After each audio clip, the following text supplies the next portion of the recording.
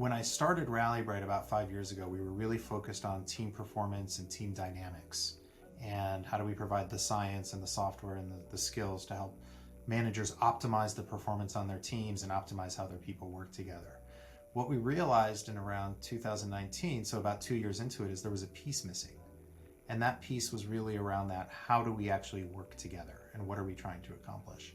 So the concept of inclusion and belonging, I think a lot of times people mix it in with diversity, equity, and inclusion and belonging, which I think is right. But oftentimes a concept like diversity turns into a checklist. Are we hiring people from different backgrounds, of different genders, of different geographies, what have you? What we wanted to focus on was the behaviors that allow for teams and organizations to embrace diversity and to leverage the power of diversity, of experience, of thought, of backgrounds, all of the various components. And we started pitching the idea, and we launched our first instance in 2020. And obviously there was a major groundswell in 2020. The world changed on so many different levels. And the concept of belonging became even more important. Embracing diversity came to the forefront as being critical for cultural reasons, but they've always been there for business reasons.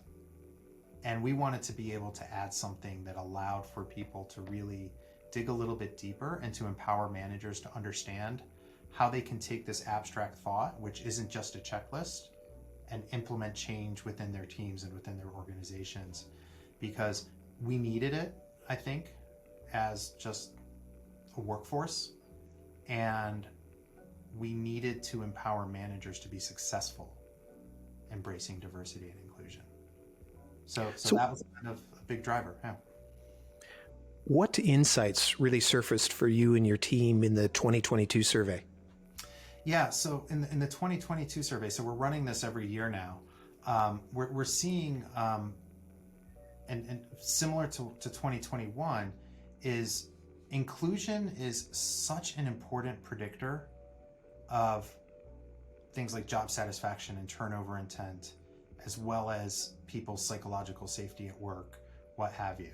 So the biggest trends that jumped out, we kind of knew this and it makes sense when you think about it, but the inclusion side of things, the how we work together, is the biggest driver of both job satisfaction and turnover intent.